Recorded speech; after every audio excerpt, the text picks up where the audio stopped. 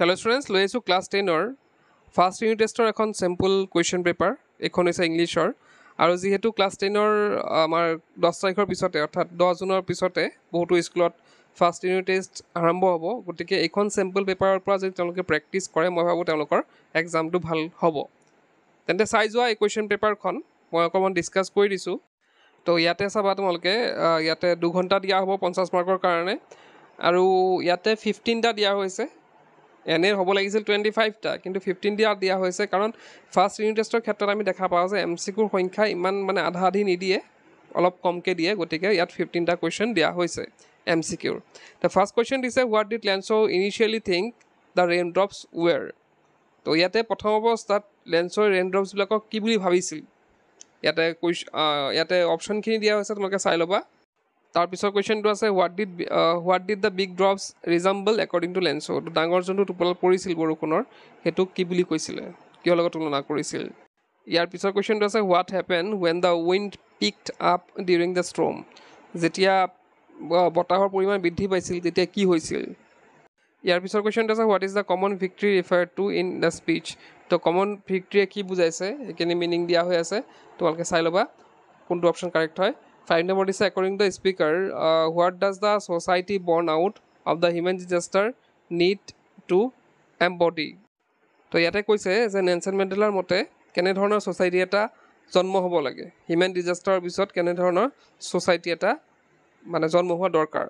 ইয়াৰ পিছতে 6 নম্বৰটো দিছে what does the speaker pledges to liberate all people from তো মানুহক কিহৰ পৰা মানে স্পীকাৰ মানে নেলছন মেণ্ডেলাকে বুজাইছে নেলছন মেণ্ডেলা কিহৰ পৰা লিবাৰেট হ'ব দিছে মানুহখিনিক তো অপশ্যনখিনি আছে চাই ল'বা তোমালোকে 7 নম্বৰ দিছে which river gets water from hills and forest of Coorg কোনটো ৰিভাৰে কুৰ্গৰ ফৰেষ্ট আৰু হিলৰ পৰা মানে পানী পায় তো ইয়াতে অপশ্যন দিয়া হৈ আছে চাই ল'বা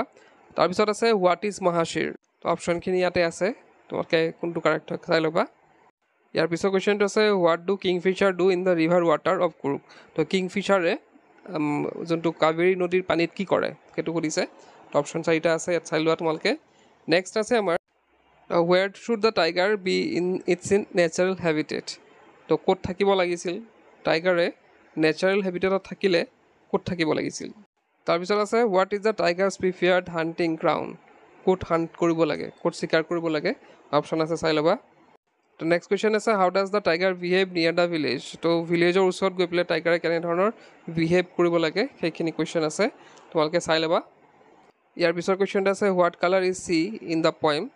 তো চিৰ কোনটো কালাৰ হয় মানে পয়েমত বুজাৰ দৰে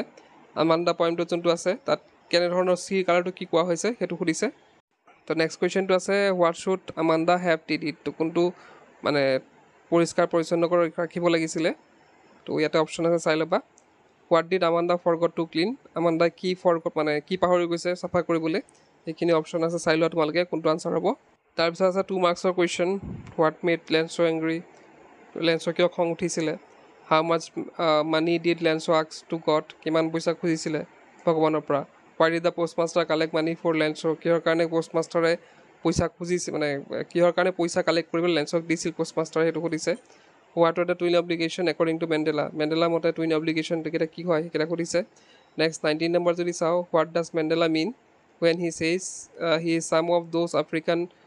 পেট্ৰইডছ হু গন বিফৰ হিম তো কিহৰ কাৰণে কৈছিলে মানে এইটো মিনিং যেতিয়া মেণ্ডেলাই কৈছিলে ছাম অফ দ'জ আফ্ৰিকান পেট্ৰইডছ সেইটোৰ মিনিং কি আছিলে আৰু কোন তেওঁৰ আগত গৈছিল সেইখিনি সুধিছে তো ইয়াৰ পিছতে আছে why is Coorg called heaven which is drifted from God's kingdom তো কুৰ্গক কি স্বৰ্গ বুলি কিয় কোৱা হয় যোনটো ভগৱানৰ কিংডমৰ পৰা আহিছে নেক্সট আছে 21 what is the other name of Coorg কুৰ্গৰ আন এটা নাম কি name the animals and birds which can be seen in Coorg frequently তো প্ৰায়ে কুৰ্গত দেখা পোৱা এনিমেল আৰু বাৰ্ডছৰ নাম লিখিব দিছে why did the tiger show' his anger quietly টাইগাৰটোৱে কিহৰ কাৰণে নিজৰ খংটো দমাই ৰাখিছে বা দেখুওৱা নাই কিয় কুৱাইটলি মানে শান্তভাৱে কিয় নিজৰ খংটো দেখাইছে নেক্সট আছে হোৱাই ডাজ আমাণ্ডা ৱান টু বি অৰফেন কিহৰ কাৰণে আমাণ্ডাই অৰফেন হ'ব বিচাৰিছিলে এতিয়া তাৰপিছতে ইয়াতে কাৰেক্টেঞ্চ কেইটামান কৰিব দিয়া হৈছে 4 মাৰ্কছৰ তো কাৰেক্টেঞ্চ এই 4টা তোমালোকে চাই ল'বা তাৰপিছতে আছে আমাৰ 25ৰ ইয়াতে ডিটাৰমিনাৰ্ছ কৰিব দি আছে 4টা 4 নম্বৰ তো ইয়াতে ট্ৰান্সলেশ্যন কৰিব দিয়া হৈছে 26 number A friend in need is a friend in deed this is the man hmm I met in the market য়েষ্টাৰডে তো এইখিনি আছামিজত নিব লাগে translate into Assamese next is 27 number right a letter to your father Guardian ৰিকুৱেষ্টিং him her two send U চাম মানি date U need by a new set of ইউনিফৰ্মছ তো ইয়াতে letter এখন লিখিব দিছে তোমাৰ ফাদাৰলৈ হওক বা তোমাৰ গাৰ্ডিয়ানলৈকে তো সিহঁতক ৰিকুৱেষ্ট কৰিব দিছে যাতে তোমালোকে পইচা পঠায় কাৰণ তোমাৰ কি কৰিব লাগে এটা নতুন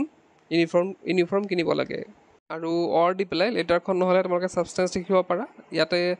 একাডেমিক কেলেণ্ডাৰ যিদৰে আছে তেনেকৈ দিয়া হৈছে কুৱেশ্যন পেপাৰখন তো লেটাৰ নাইবা ছাবষ্টেঞ্চ এনেইতো আমাৰ নৰ্মেলি লেটাৰ নাইবা ৰিপৰ্ট আহে কিন্তু যিহেতু একাডেমিক কেলেণ্ডাৰ চিলেবাছত ফাৰ্ষ্ট ইয়েৰ ইউনিট টেষ্টত ফাৰ্ষ্ট ইউনিটৰ চিলেবাছত যিহেতু আমাৰ ৰিপৰ্ট ৰাইটিং দিয়া নাই গতিকে লেটাৰ আৰু ছাবষ্টেঞ্চ দিয়া হৈছে তো এইখিনি আছিলে আমাৰ এখন চেম্পল কুৱেশ্যন পেপাৰ তোমালোকে এখন প্ৰেক্টিছ কৰিব পাৰা আৰু টিচাৰসকলে যদি চাই আছে তেওঁলোকে নিজৰ ছাত্ৰ ছাত্ৰীসকলক প্ৰেক্টিছ কৰাব পাৰে তো ইয়াৰে PDF